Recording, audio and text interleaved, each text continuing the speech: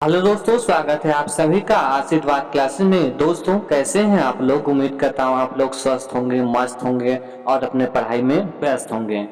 दोस्तों हम लोग पढ़े थे हिंदी का बहुत ही महत्वपूर्ण चैप्टर वाक्य को। दोस्तों यह वाक्य का दूसरा क्लास है। यदि आप पिछले क्लास की वीडियो नहीं देखे हैं तो प्लीज डिस्क्रिप्शन बॉक्स में लिंक है, प्लेलिस्ट में जाकर आप देख सकते हैं। तो दोस्तों हम लोग पढ़ रहे थे वाक्य को, और वाक्य को दोस्तों इंग्लिश में कहते हैं सेंटेंस, और वाक्य को वाक्य विचार भी कहा जाता है। वाक्य विचार को इंग्लिश में कहते हैं सेंटेक्स। ठीक है, तो दोस्तों पिछली क्लास में हमने आपको बताया था कि वाक्य किसे कहते हैं, तो आज मैं फिर से बता दे रहा हूँ, फिर से बैकअप ले रहा हूँ पिछली क्लास की। ठीक है, तो आइए समझते हैं कि वाक्य कहते किसे हैं। तो दोस्तों सार्थक शब्दों का वह व्यवस्थित समूह जिससे पूर्ण अर्थ प्राप्त हो वाक्य कहलाता है। हमने क्या बताया? सार्थक शब्दों का वह व्यवस्थित समूह जिससे पूर्ण अर्थ प्राप्त हो वाक्य कहलाता है। जैसे यहाँ पर आप लोग वाक्य को देखिएगा, मैं पत्र लिख रहा हूँ, राशि सांप सीढ़ी खेलती है, हमें मन लगाकर पढ़ना चाहिए, हमें मन लगाकर पढ़ना चाहिए, हमें अपनी संस्कृति पर गर्व है। दोस्तों यहाँ पर आप लोग देख रहे होंगे उपयुक्त सभी वाक्य हैं, इनमें क्रियापद और संज्ञापद है, दोनों पदों से मिलकर वाक्य बनते हैं। दोस्तों क्रियापद और संज्ञापद दोनों पदों से मिलकर वाक्य का निर्माण होता है। वाक्य का कर्ता या कर्म संज्ञापद होता है। ये सभी सार्थक वाक्य हैं। ठीक है, ये सब दोस्तों कैसे वाक्य हैं? जैसे मैं पत्र लिख रहा हूं, तो दोस्तों ये आपके पूर्ण अर्थ प्राप्त हो रहे हैं और यह आपके सार्थक वाक्य हैं। ठीक है दोस्तों, हमने पढ़ा था पिछली क्लास में कि वाक्य के अंग कितने हैं। दोस्तों वाक्य के दो अंग हैं। कौन कौन से? तो दोस्तों पहला आपका है उद्देश्य, दूसरा है विधेय। उद्देश्य को इंग्लिश में कहते हैं सब्जेक्ट और विधेय को इंग्लिश में कहते हैं प्रेडिकेट। ठीक है, आइए समझते हैं उद्देश्य होता क्या है। तो दोस्तों जिसके बारे में कोई बात कही जाए उसे उद्देश्य कहते हैं। जिसके बारे में कोई बात कही जाए उसे उद्देश्य कहते हैं। एग्जाम्पल देखिएगा, अमित खा रहा है, सुरेश बाजार गया, कुत्ता घूम रहा है, मोर नाच रहा है। अब दोस्तों यहाँ पर अमित, सुरेश, कुत्ता तथा मोर के बारे में बात कही जा रही है। यह दोस्तों आपका उद्देश्य हो गया। अब यहाँ पर किसके बारे में बात हो रही है? कौन खा रहा है? तो यहाँ पर दोस्तों अमित खा रहा है, अमित के बारे में बात हो रही है। ठीक है, आप समझते हैं कि विधेय किसे कहते हैं। तो दोस्तों उद्देश्य के विषय में जो कुछ कहा जाए, उद्देश्य के विषय में जो कुछ कहा जाए उसे विधेय कहते हैं। उद्देश्य के विषय में जो कुछ कहा जाए उसे विधेय कहते हैं। जैसे देखिएगा, पिताजी अखबार पढ़ रहे हैं, पिताजी अखबार पढ़ रहे हैं। अब दोस्तों किसके बारे में बात हो रही है? यहाँ पर पिताजी के बारे में। पिताजी तो आपके उद्देश्य हो गए, और अखबार पढ़ रहे हैं यह दोस्तों क्या हो गया? यह आपका विधेय हो गया। गाय घास खा रही है। अब गाय दोस्तों यहाँ पर क्या है? तो गाय आपका उद्देश्य है, घास खा रही है आपका विधेय है। पहलवान कुश्ती लड़ रहे हैं। अब कुश्ती लड़ रहे हैं तो यह आपके विधेय हो जाएगा। ठीक है, गायिका गाना गा रही है, गाना गा रही है, यह आपका विधेय हो जाएगा और गायिका आपका उद्देश्य हो जाएगा।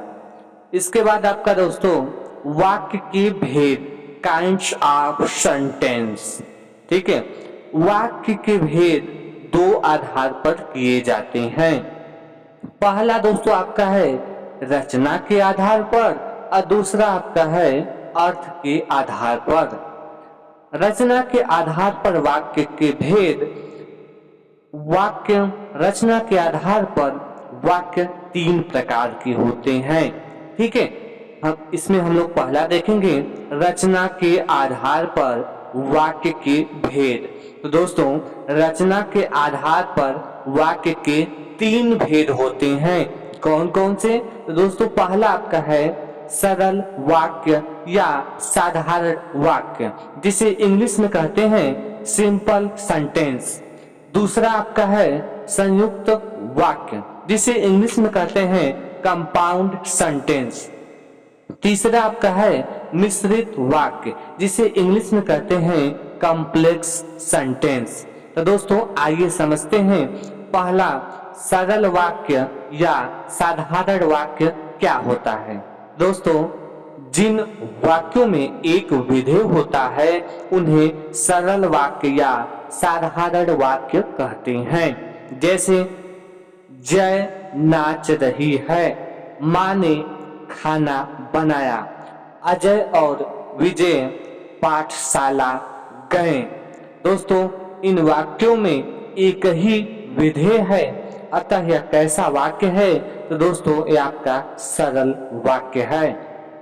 आप देखेंगे दूसरा आपका संयुक्त वाक्य। यह क्या होता है? तो जिस वाक्य में 2 या 2 से अधिक सरल वाक्यों को समुच्चय बोधक द्वारा जोड़ा जाए उसे संयुक्त वाक्य कहते हैं। ठीक है, जैसे यहाँ पर एग्जाम्पल देखिए, माता जी घर आई और आपका समुच्चय बोधक द्वारा जोड़ा गया है दोस्तों वाक्य को खाना बनाया।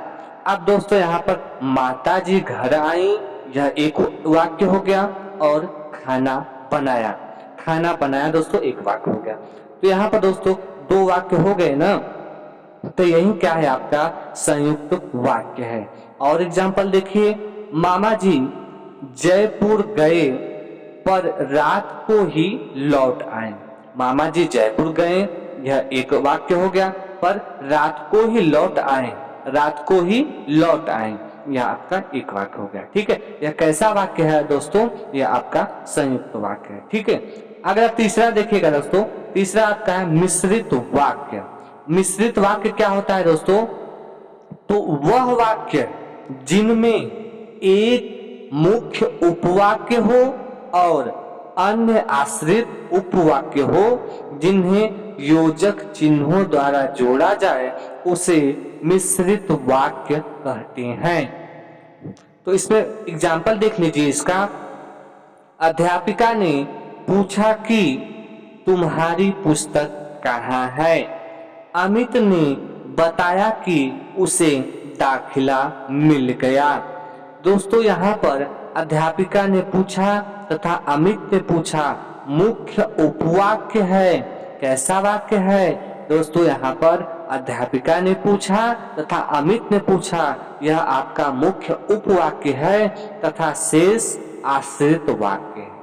इसी पे दोस्तों आश्रित है। ठीक है, पहला आपका अध्यापिका ने पूछा और अमित ने पूछा, यह दोस्तों कैसा वाक्य है? तो यह आपका मुख्य उपवाक्य है। ठीक है, इसीलिए ये आपके मिश्रित वाक्य होंगे। ठीक है, अब दोस्तों हम लोग दूसरा देखेंगे कि अर्थ के आधार पर वाक्य के भेद।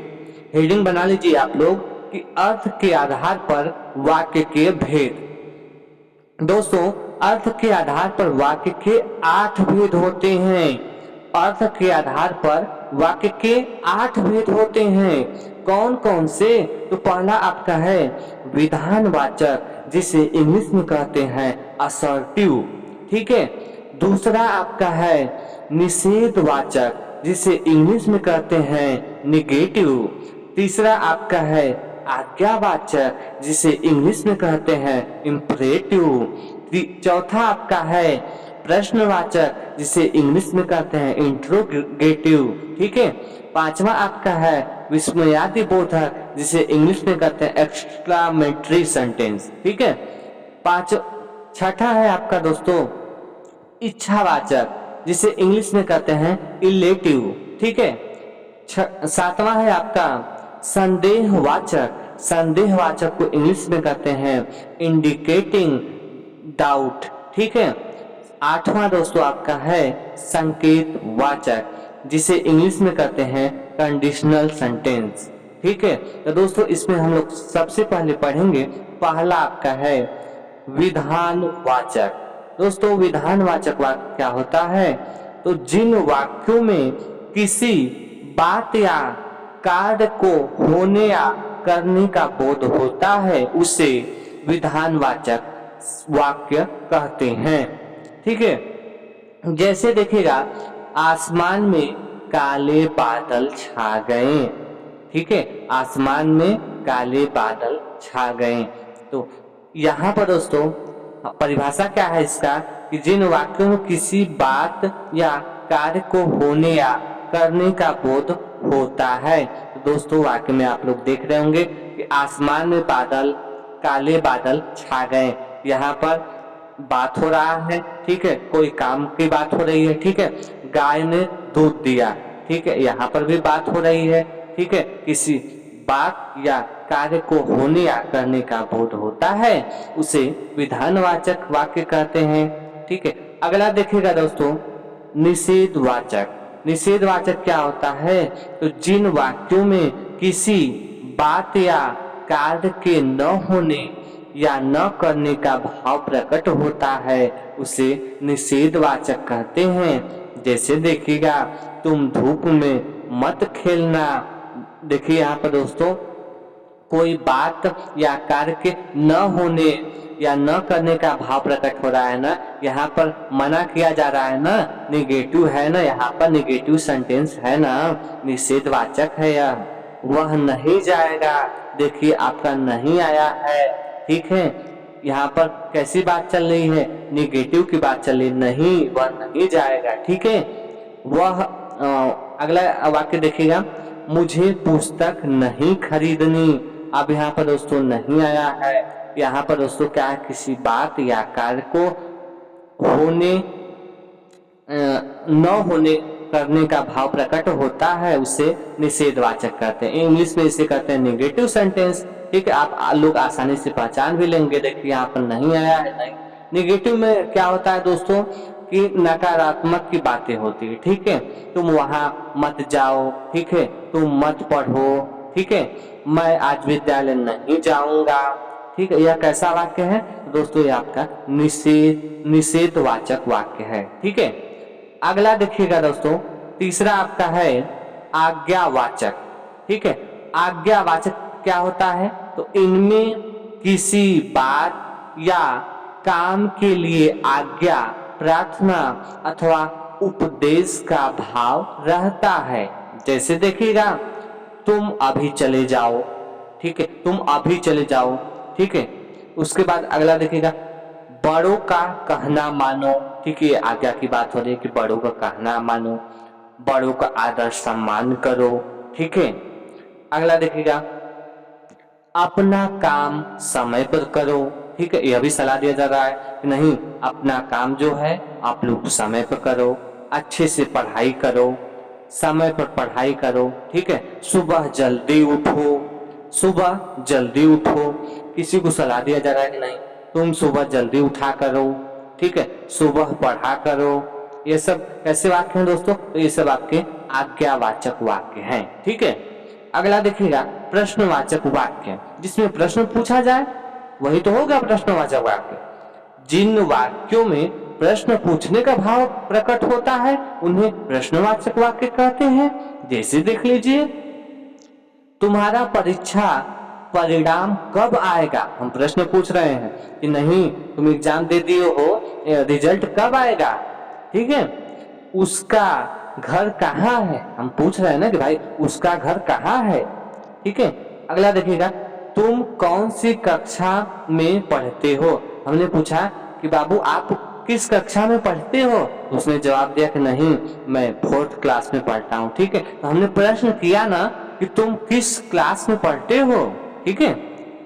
यहाँ पर अगला वाक्य देखिएगा, तुम बाजार से क्या लाए हो?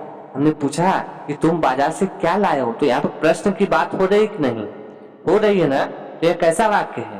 प्रश्नवाचक वाक्य है। ठीक है, अगला देखिए दोस्तों, विस्मयादि बोधक। यह क्या होता है? तो जिस वाक्य में हर्ष, विस्मय, घृणा या शोक आदि का भाव प्रकट हो, जिसमें दोस्तों हर्ष, विस्मय, घृणा या दुख की बात हो, जैसे वाह कितनी अच्छी खुशबू है, वाह कितनी अच्छी खुशबू है। कैसी बात हो रही है दोस्तों? हर्ष की, विस्मय की, घृणा या शोक की बात हो, वही कैसा वाक्य होगा? विस्मयादि बोधक वाक्य होगा। हाय बेचारा सर्दी से कांप रहा है। ठीक है, हे प्रभु, हे हरिनाथ। ठीक है, हे प्रभु। ठीक है, हे प्रभु सबका भला करना। ठीक है, उफ बहुत दर्द हो रहा, उफ बहुत दर्द हो रहा है, दुख की बात है ना यहाँ पर। ठीक, तो ऐसे वाक्य में दोस्तों आपके हर्ष, विस्मय, घृणा या शोक की बात होगी। ठीक है, तो वह कैसा वाक्य होगा? यह आपका विस्मयादि बोधक वाक्य होगा। ठीक है, अगला देखिएगा दोस्तों, अगला आपका है इच्छावाचक। अब इच्छावाचक क्या होता है? तो जिन वाक्यों में इच्छा का भाव प्रकट होता है उन्हें इच्छावाचक वाक्य कहते हैं। आप हमारे घर अवश्य आइए। अब देखिए, हमारी इच्छा है कि आप हमारे घर अवश्य आइए। ठीक है, हमारी इच्छा है ना, ईश्वर करे मैं पास हो जाऊं। देखिए हमारी इच्छा है, हमें इच्छा को अपनी जता रहे हैं कि नहीं, ईश्वर करे कि मैं पास हो जाऊं, ईश्वर करे मैं सफल हो जाऊं, ईश्वर करे मैं आगे बढ़ जाऊं। ठीक है, ईश्वर करे मैं सफलता को प्राप्त करूं। ठीक है, बड़ों का आशीर्वाद तुम सदा रहो। ठीक है, बड़ों का आशीर्वाद तुम पर, बड़ों का आशीर्वाद तुम पर सदा रहे। ठीक है, यह कैसी बात है दोस्तों? इच्छा की बात है कि बड़ों का आशीर्वाद तुम पर सदा रहे। यह इच्छा है हमारी कि आप पर जो है बड़ों का आशीर्वाद तुम पर सदा रहे। ठीक है, मैं भी कार खरीदना चाहता हूँ। ठीक है, अब हमारी इच्छा है कि मैं भी कार खरीदना चाहता हूँ, मैं भी पढ़ना चाहता हूँ, मैं भी लिखना चाहता हूँ, मैं भी घूमना चाहता हूँ। ठीक है, मैं भी बाजार जाना चाहता हूँ। तो ये सब दोस्तों कैसे वाक्य हैं? हम अपनी इच्छा का भाव प्रकट हो रहा है कि नहीं? मैं भी पढ़ना चाहता हूँ, मैं भी कुछ बनना चाहता हूँ। ये सब कैसे वाक्य हैं? ये सब आपके इच्छा का भाव प्रकट हो रहे हैं। तो अतः यह कैसे वाक्य हैं दोस्तों? यह आपके इच्छावाचक वाक्य हैं। उम्मीद करता हूँ दोस्तों आपको अच्छी तरह से समझ में आ रहा होगा। ठीक है, अगला देखिएगा संदेहवाचक। देखिए संदेह का नाम सुनते ही पता चला कि नहीं कुछ तो गड़बड़ है, मतलब संदेह, उसमें कुछ संदेह जताया, संदेह की बात होगी, है ना, संदेहजनक बातें। जिन वाक्यों में संदेह या संभावना का बोध होता है उन्हें संदेहवाचक कहते हैं। जैसे तुम्हें पता होगा कि विजय रात को देर क्यों आता है। अब यहाँ पर संदेह है कि तुम्हें पता होगा कि विजय रात को देर से क्यों आता है। अब इसमें संदेह की बात है। ठीक है, संभावना जताई जा रही है, संभावना का बोध हो रहा है, संदेह का बोध हो रहा है। जहां पर किसी वाक्य में संदेह का या संभावना का बोध हो तो दोस्तों वो कैसा वाक्य होगा? वह आपका संदेहवाचक वाक्य होगा। और दोस्तों किसी वाक्य में इच्छा का भाव प्रकट हो तो वह कैसा वाक्य होगा? इच्छावाचक वाक्य होगा। ठीक है, अब संदेहवाचक वाक्य का और एग्जाम्पल देख लीजिए। पिताजी ऑफिस चले गए होंगे। पिताजी ऑफिस चले गए होंगे। अब यहाँ पर दोस्तों संदेह है, संभावना जताई जा रही है कि नहीं, पिताजी तो ऑफिस चले गए होंगे। संभावना की बात चल रही नहीं, संभावना है कि चले गए होंगे। ठीक है, आज का मैच अक्षय ने भी देखा होगा। यहाँ पर भी संभावना जताई जा रही है कि नहीं, आज का जो मैच है पिताजी भी देखे होंगे। ठीक है, ऐसे भी कर सकते हैं आप लोग। शायद कल हमारी छुट्टी होगी। अब यहाँ पर संभावना जताई जा रही है कि नहीं भाई आज तो हम लोग स्कूल गए थे, शायद हो सकता है कि ठंडा मौसम है, ठंड पड़ रही है ज्यादा तो शायद कल हमारी छुट्टी हो जाए, ठीक है, संभावना जताई जा रही है। यह कैसे वाक्य है दोस्तों? ये आपके संदेहवाचक वाक्य हैं, ठीक है। अगला देखिएगा दोस्तों, संकेतवाचक। संदेहवाचक और संकेतवाचक में दोस्तों आप लोग कंफ्यूजन मत होइएगा, ठीक है। संदेहवाचक में दोस्तों आपका संदेह या संभावना जताई जाती है, और संकेतवाचक में क्या होता है, तो जिन वाक्यों में किसी एक बात या काम का होना या न होना दूसरे कार्य के होने या न होने पर निर्भर करता है। जैसे देख लीजिए, यदि खाद और पानी समय पर दोगे तो फूल अच्छे आएंगे। संकेतवाचक का परिभाषा है कि जिन वाक्यों में किसी एक बात या काम का होना या ना होना दूसरे कार्य के होने या न होने पर निर्भर हो, ठीक है, तो तब वह कैसे वाक्य कहलाएंगे? वह आपके संकेतवाचक वाक्य कहलाएंगे, ठीक है। अगला वाक्य देखिए, समय पर स्टेशन पहुंचोगे तभी गाड़ी पकड़ पाओगे। समय पर स्टेशन पहुंचोगे तभी गाड़ी पकड़ पाओगे। यह कैसा वाक्य है? संकेतवाचक वाक्य है। जिन वाक्यों में किसी एक बात या काम का होना या न होना दूसरे कार्य के होने या न होने पर निर्भर करता है, ठीक है। अब यहाँ पर दोस्तों एक वाक्य जो है दूसरे वाक्य पर अनिर्भर है, ठीक है। अगला देखेंगे दोस्तों, वाक्य परिवर्तन, ठीक है। वाक्य परिवर्तन क्या है इसको समझिएगा। वाक्यों में परिवर्तन दो आधार पर किया जाता है, यह आपका परिवर्तन है, ठीक है। वाक्यों में परिवर्तन दो आधार पर किया जाता है। पहला दोस्तों आपका है रचना के आधार पर वाक्य परिवर्तन, और दूसरा आपका है अर्थ के आधार पर वाक्य परिवर्तन। तो दोस्तों पहला आप हेडिंग बना लीजिए, रचना के आधार पर वाक्य परिवर्तन। इसमें दोस्तों पहला आपका है सरल वाक्य से संयुक्त वाक्य बनाना। सरल वाक्य रहेगा तो और उसे संयुक्त वाक्य कैसे बनाया जाता है, ठीक है, इसको समझिएगा। सरल वाक्य से संयुक्त वाक्य बनाने के लिए दिए गए सरल वाक्य दो सरल वाक्यों में बदलकर उन्हें समुच्चय बोधक अव्यय और पर, किंतु, परंतु आदि से जोड़ा जाता है। दोस्तों यहाँ पर और पर, किंतु, परंतु ये सब दोस्तों आपके समुच्चय बोधक अव्यय हैं, ठीक है। अब यहाँ पर हम लोग देखेंगे सरल वाक्य और संयुक्त वाक्य, ठीक है। तो दोस्तों सरल वाक्य आपका है माताजी सब्जी खरीदने बाजार गईं।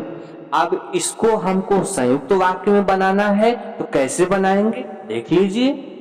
माताजी बाजार गईं और उन्हें सब्जी खरीदी। यह वाक्य दोस्तों टाइपिंग मिस्टेक है यहाँ पर, तो यह वाक्य ऐसे होगा माताजी बाजार गई और वह सब्जी खरीदी, ठीक है। दूसरा वाक्य देखिए, सरल वाक्य में अमित चोट के कारण स्कूल नहीं गया। अब संयुक्त वाक्य क्या होगा? अमित को चोट लगी थी इसीलिए वह स्कूल नहीं गया, ठीक है। अध्यापिका निबंध लिखवाकर चली गई। संयुक्त वाक्य बनाना हो तो अध्यापिका ने निबंध लिखवाया और चली गई, ठीक है। दूसरा देखेंगे दोस्तों हम लोग, दूसरा आपका है सरल वाक्य से मिश्रित वाक्य बनाना। सरल वाक्य से मिश्रित वाक्य बनाना। तो दोस्तों सरल वाक्य से मिश्रित वाक्य बनाने के लिए दिए गए सरल वाक्य को दो वाक्यों, एक मुख्य उपवाक्य तथा दूसरा आश्रित वाक्य में बदलकर उन्हें योजकों जहां, जब, जिसने, जो, की, क्योंकि से जोड़ दिया जाता है। जैसे देखिएगा सरल वाक्य आपका है अनीता ने एक डरावनी कहानी सुनी। अब मिश्रित वाक्य बनाना है तो हो जाएगा आपका अनीता ने एक कहानी सुनी जो डरावनी थी। ठीक है, अब यहाँ पर दोस्तों देखिए जो है आपका, जो आपका कैसा है, जो यहाँ पर जो आया है ना वाक्य में, जो आपका योजक है। ठीक है, योजक चिन्ह है आपका, सॉरी योजक चिन्ह नहीं, इसे योजक द्वारा जोड़ा गया है। ठीक है, योजक क्या क्या होता है दोस्तों, जहां, जब, जिसने, जो, की, क्योंकि। ठीक है, अगला देखिएगा वाक्य, सरल वाक्य आपका है, मैंने चिड़ियाघर में एक बहुत बड़ा मगरमच्छ देखा। अब इसको मिश्रित वाक्य में कैसे बनाएंगे, तो हो जाएगा आपका, मैंने चिड़ियाघर में एक मगरमच्छ देखा जो बहुत बड़ा था। सच्चे व्यक्ति को किसी से डरने की आवश्यकता नहीं। ठीक है, अब दोस्तों मिश्रित वाक्य में क्या हो जाएगा, जो व्यक्ति सच्चा है उसे किसी से डरने की आवश्यकता नहीं है। ठीक है, अब दोस्तों हम लोग देखेंगे तीसरा नोट पॉइंट। तीसरा दोस्तों आपका है संयुक्त वाक्य से मिश्रित वाक्य बनाना। संयुक्त वाक्य से में दो स्वतंत्र वाक्य होते हैं, उनमें से एक को मुख्य वाक्य तथा दूसरे को आश्रित वाक्य बनाकर उन्हें योजक दोस्तों आपके हैं, योजक आपके हैं जहां, जब, जैसे, जिसने, जो, की, क्योंकि आदि शब्द से जोड़कर मिश्रित वाक्य बनाया जाता है। यहाँ पर जहां, जब, जैसे, जिसने, जो, की, क्योंकि ये सब दोस्तों आपके योजक हैं। ठीक है, संयुक्त वाक्य देखिए, संयुक्त वाक्य आपका है नाटक समाप्त हुआ और पर्दा गिर गया। मिश्रित वाक्य में कैसे बनाएंगे, जैसे ही, अब देखिए यहाँ पर जैसे ही नाटक समाप्त हुआ वैसे ही पर्दा गिर गया। जैसे ही, अब यहाँ पर जैसे दोस्तों आपका क्या है, जैसे आपका योजक है। ठीक है, जैसे ही नाटक समाप्त हुआ वैसे ही पर्दा गिर गया, यह आपका मिश्रित वाक्य हो जाएगा। संयुक्त वाक्य में देखिएगा, यहाँ पहले जंगल था परंतु अब खेती होती है। मिश्रित वाक्य में कैसे बनेगा, तो जहां पहले जंगल था वहां अब खेती होती है। संयुक्त वाक्य आपका है विनीत पुस्तकालय गया और उसने वहां पुस्तक पढ़ी। मिश्रित वाक्य हो जाएगा, जब विनीत पुस्तकालय गया तब उसने पुस्तक पढ़ी। तो दोस्तों अब हम लोग देखेंगे कि हमने अभी तक क्या क्या पढ़ा। ठीक है, थोड़ा सा उसको भी देख लिया जाए कि हमने वाक्य में क्या क्या पढ़ा। तो शब्दों का समूह जिसका अर्थ स्पष्ट हो वाक्य कहलाता है। ठीक है, वाक्य परिभाषा भी हमने पढ़ा कि शब्दों का समूह जिसका अर्थ स्पष्ट हो वाक्य कहलाता है। वाक्य के दो मुख्य अंग होते हैं, पहला आपका है उद्देश्य, दूसरा आपका है विधेय। उद्देश्य को इंग्लिश में कहते हैं सब्जेक्ट और इसको विधेय को इंग्लिश में कहते हैं प्रेडिकेट। ठीक है, जिसके बारे में कोई बात कही जाए उसे उद्देश्य कहते हैं और उद्देश्य के बारे में जो कुछ कहा जाए उसे विधेय कहते हैं। ठीक है, दोस्तों रचना के आधार पर वाक्य तीन प्रकार के होते हैं। पहला आपका है सरल वाक्य, दूसरा आपका है संयुक्त वाक्य, तीसरा आपका है मिश्रित वाक्य। और दोस्तों अर्थ के आधार पर वाक्य के 8 भेद होते हैं। पहला आपका है विधानवाचक, दूसरा आपका है निषेधवाचक, तीसरा आपका है आज्ञावाचक, चौथा है प्रश्नवाचक, पांचवा है विस्मयादिबोधक, छठा है इच्छावाचक और सातवां है संदेहवाचक और आठवां दोस्तों आपका है संकेतवाचक। दोस्तों वाक्य चैप्टर आपका यहीं पर समाप्त होता है। यदि आप चैनल पर नए हैं तो प्लीज चैनल को सब्सक्राइब करें, वीडियो को लाइक, शेयर और कमेंट में आप लोग जरूर बताइए कि वीडियो आपको कैसा लगा। तो दोस्तों आज के क्लास में बस इतना ही, मिलते हैं नेक्स्ट क्लास में, तब तक के लिए धन्यवाद।